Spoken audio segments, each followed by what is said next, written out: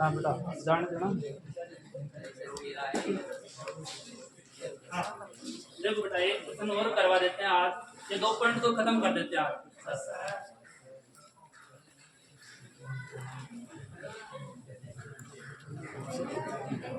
हाँ 2.2 का एक प्रश्न को रह रहा है। पहले प्रश्न में किसी को कोई दिक्कत है तो बोल दो। नहीं सर। नहीं है ना? नहीं सर। इसका मतलब है हम बहुपद के लिए बड़ा ध्यान दे लो आप।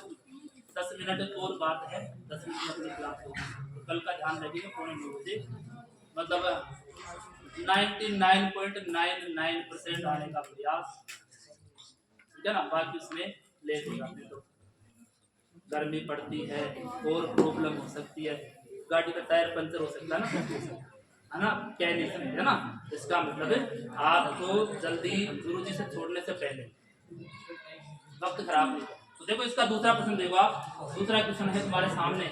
दूसरा प्रश्न दे रखा बेटा, इस शून्य को का योग और शून्य को का गुणनफल। इसमें दे रखा है कि बहुपद ज्ञात करो और शून्य को का योग और शून्य को का क्या दे रखा है? गुणनफल। तो बेटा यहाँ से पहला मान शून्य को का क्या है? योग। अब शून्य को तुम लोगों ने अल्फा और क्या मानते हो? बीटा मानते हो ना? हाँ सर। तो उनका तो योग दे रखा है और अल्फा गुना बीटा उनका गुणनफल दे रखा है। तो पहले 3 सवालों में से एक देखते हैं और अगले 3 सवालों में से एक देखते हैं। तो पहले 3 में से बोल दो कोई सा भी। दूसरा √2 और 1/3। देखो ऐसा दे रखा है, आपको पूछा है कि द्विघात बहुपद ज्ञात कीजिए जिसके शून्य को का योग है √2 और शून्य को का गुणनफल है 1/3। तो बेटा सबसे पहले मान लिया कि माना जो द्विघात बहुपद है, ये शून्य को मानोगे पहले तो, अरे शून्य को मानोगे तभी तो शून्य को का क्या करेंगे? योग और फिर क्या करेंगे? गुणनफल। तो शून्य को मान लिया बेटा अल्फा व क्या है? बीटा।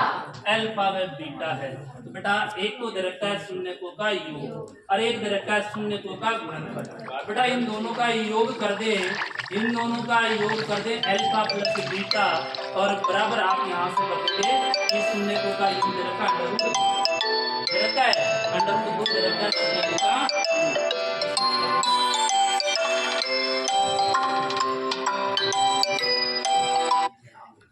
√2 दे रखा बेटा शून्य को का योग और यहाँ से ये हो गया जैसे समीकरण नंबर 1।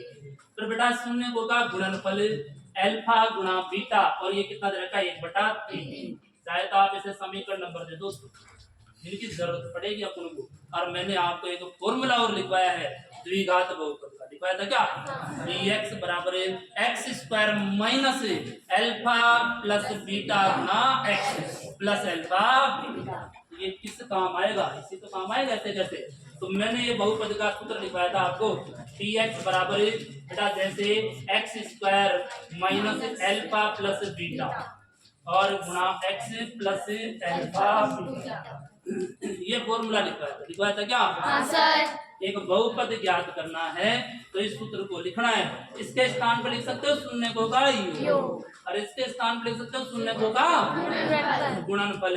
अल्फा प्लस बीटा का मान तुम्हें दे रखा है √2। अल्फा गुणा बीटा का मान कितना दे रखा है? 1/3। बस केवल मान एडजस्ट करना आपका x² और माइनस अल्फा प्लस बीटा कितना हो गया? √2 और √2 को गुणा किससे कर देंगे? x से और plus alpha beta. Alpha beta का मान कितना है?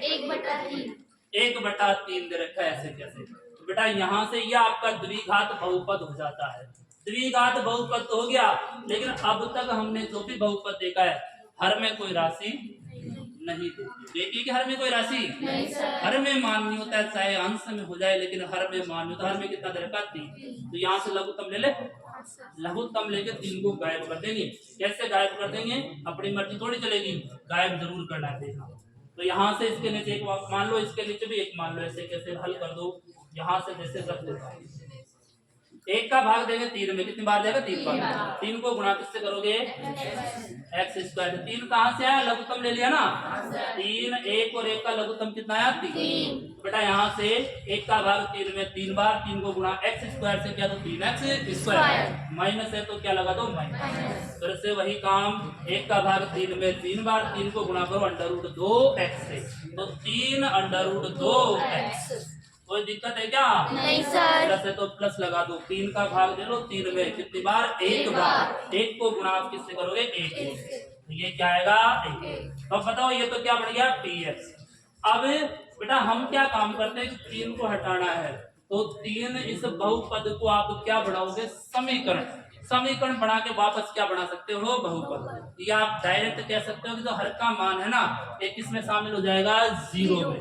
क्यों हो जाएगा, क्योंकि यहाँ से px बराबर क्या लेते हैं हम अधिकतर 0 लेते नहीं लेते हैं बेटा। ये ले लो px बराबर 0 से, ये px बराबर 0 रख दिया जैसे ही मैंने, तो यहाँ से आप कह सकते हैं कि बेटा इसके बराबर भी क्या हो जाएगा 0। तो ये रह गया 3x स्क्वायर और माइनस 3 √2, 3 √2x और प्लस 1/3 और बराबर क्या हो गया बेटा 0। 3 को गुणा किससे कर दो 0 से। वज्र गुणा हो जाएगा। हाँ सर। तो 3x स्क्वायर और माइनस 3 √2x प्लस 1 बराबर 0। अभी क्या है ये द्विघात समीकरण, द्विघात समीकरण। बहुपद थोड़ी है नहीं सर। बराबर दिखाई दे रहा है ना, बराबर के साथ दो पक्ष होते हैं तो समीकरण कहलाता है। बराबर को अब हटा दीजिए, क्या बढ़ा दीजिए बहुपद। तो यहाँ से px कहलाएगा तुम्हारा कि 3x square minus 3 √2x plus 1। यही पूछा है तुमसे, क्या ज्ञात कीजिए द्विघात। तो ये x में है, तुम चाहो तो आपको मतलब आंसर के रूप में y में भी दे सकता है, t में भी दे सकता है और किसी में भी दे सकता है, लेकिन मैंने कहा था ना परंपरा, ध्यान है x y z, ये क्या मानते हैं चर मानते हैं ना अधिकतर, तो आप x में माना करो क्योंकि x में एनर्जी है, बहुत बड़ी एनर्जी है ना। हाँ तो x को अधिकतर मानते हैं, y को भी मान सकते हैं लेकिन x को ज्यादातर मानते हैं क्योंकि अच्छा लगता है, मेरे को तो अच्छा लगता है, तुम्हारी जैसी हो वैसी मर्जी, ठीक है ना। तो यहाँ से जरूरी नहीं कि x ही हो, y भी हो सकता है, z भी हो सकता है और कोई अंग्रेजी वर्णमाला का अक्षर भी हो सकता है। तो ये बन गया द्विघात। इसमें कोई दिक्कत है क्या? नहीं सर। एक सवाल और देख लो ऐसे, बोलो 5वां बता दूं, ये देखो 5वां देखो बेटा, देखो यहाँ से 5 को सीधा लिख रहा हूं मैं, अल्फा प्लस बीटा। मान लो पहले तो माना शून्य, शून्य क्या है अल्फा व बीटा, अल्फा बीटा है शून्य को का योग तुम्हारे सामने दरका -1/4 और दूसरा है शून्य को का गुणनफल 1/4 और हम रख देंगे बहुपद का रूप px बराबर होता है x square minus alpha plus beta और गुणा क्या आएगा बेटा x और प्लस अल्फा बीटा। ये ध्यान रखना इस जगह माइनस होता है, अल्फा प्लस बीटा किसका होता है माइनस का और ये किसका होता है प्लस का। इसका मतलब ये एक्स स्क्वायर और अल्फा प्लस बीटा इसके स्थान पे कितना आएगा -1/4 आएगा कि नहीं आएगा? हाँ सर। और प्लस अल्फा बीटा कितना है 1/4। तो ये बेटा यहाँ तो मैंने रख दिया -1/4, यहाँ रख दिया 1/4। इसी प्रकार से अब क्या ले लो लघुत्तम, लघुत्तम लेके हल कर लो इसको, आराम से हो जाएगा भाई।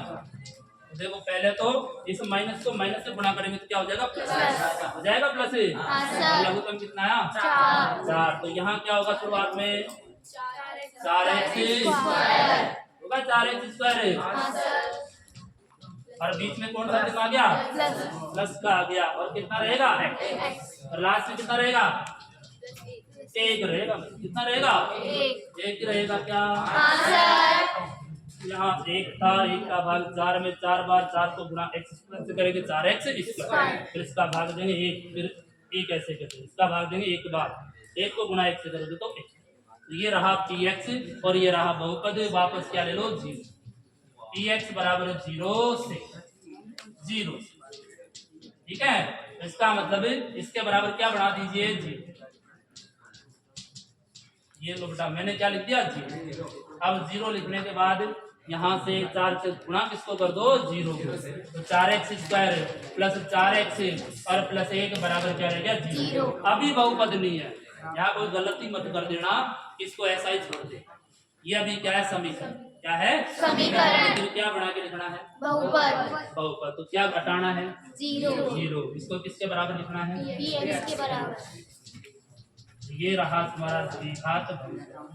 बोलो इस सवाल में कोई दिक्कत है तो बोलो, नहीं सर। कर लोगे आराम से। हाँ सर। तो ये 2.2 खत्म है और तुम्हारे तो 2.3 तो तुम्हें करना ही नहीं है, ठीक है, आउट ऑफ सिलेबस।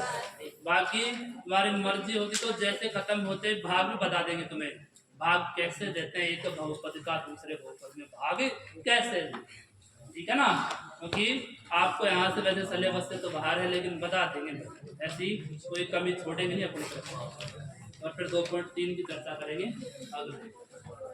अब उतार लीजिए आप, है ना।